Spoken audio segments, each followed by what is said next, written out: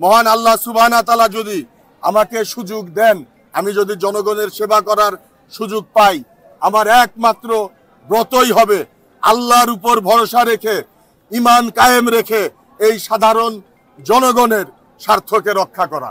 আমরা দেশ নায়ক তারেক রহমানের নেতৃত্বে বিএনপির প্রত্যেকটি নেতাকর্মী, আমার মতো যারা বিভিন্ন আসনে আমরা রাজনীতি করেছি, তৃণমূল পর্যায় থেকে আমরা রাজনীতি করতে যে আমাদের সহচর্যে আমাদের সাথে অনেক রাজনৈতিক কর্মী তৈরি হয়েছে। সেই রাজনৈতিক কর্মী এবং স্থানীয় বাসিন্দা যারা, তাদের সকলের অন্তরের চাহিদা আমি ঢাকা 14 বিএনপির প্রতিনিধি হিসাবে নির্বাচন করি। সেই জন্যে আমি সকল নেতৃবৃন্দকে, সকল উপস্থিতিকে আমি ধন্যবাদ জানাচ্ছি। আমি দেশনায়ক তারেক রহমান এবং বিএনপির সিদ্ধান্তের প্রতি শতভাগ আস্থাশীল।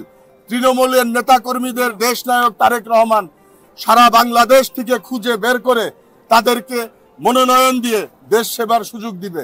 আমি মনে করি আমার এই ঢাকা 14 আমি সবচাইতে বেশি তৃণমূল থেকে উঠে আসা, তৃণমূলের সাথে আমি সবচাইতে বেশি সংযোগ স্থাপনকারী একজন কর্মী। কাজেই নমিনেশনের ব্যাপারে আমি ইনশাল্লাহ শতভাগ আস্থাশীল এবং আজকের এই উপস্থিতির মাধ্যমে আমি আরো বেশি আস্থাশীল হয়েছি। আজকের এই উপস্থিতি থেকে যারা এখানে উপস্থিত আছেন সকলের কাছে আমি ওয়াদা করছি, আমি আপনাদের আশা আকাঙ্ক্ষার প্রতিফলন করব। আমি যদি আপনাদের ভোটে নির্বাচিত হয়ে দেশনেত্রী বেগম খালেদা জিয়া এবং তারেক রহমানের নমিনেশন প্রাপ্ত হয়ে আমি যদি নির্বাচিত হতে পারি এবং সংসদে যেতে পারি, এই ঢাকা 14 সকল মানবিক বিষয়, সকল জনসাধারণের স্বাভাবিক জীবন ব্যবস্থাকে সুন্দর করার জন্য যেই বিষয়গুলি আছে, সেই বিষয়গুলি আমার কাছে সবচাইতে বেশি প্রাধান্য হবে।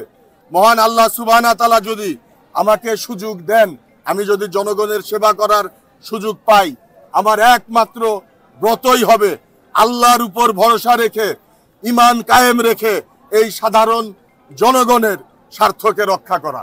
আমি সকলের সুযোগ চাই, আমি সকলের ভালোবাসা চাই, সকলের সমর্থন চাই। দেশনায়ক তারেক রহমান যদি আমাকে মনোনয়নের জন্য নির্বাচিত করেন, আমি যেই উৎসাহ উদ্দীপনা নিয়ে কাজ করে যাচ্ছি, সেই উৎসাহ উদ্দীপনা নিয়ে আগামীতেও কাজ করব। আর দল যদি আমার চাইতে বেটার অন্য কাউকে এখানে নির্বাচিত করেন, সেই ক্ষেত্রে আমি আরো বেশি জোর দিয়ে সেই প্রার্থীর জন্য ইনশাল্লাহ কাজ করব। এটাই আমার দলের প্রতি কমিটমেন্ট এবং জাতীয়তাবাদ আদর্শের কমিটমেন্ট। শহীদ রাষ্ট্রপতি জিয়াউর রহমান, দেশনেত্রী বেগম খালেদা জিয়া, তারেক রহমান আমাদেরকে এটিই শিখিয়েছে। দলের জন্য কিভাবে আত্মত্যাগ দিতে হয় আমরা সেই দীক্ষায় দীক্ষিত।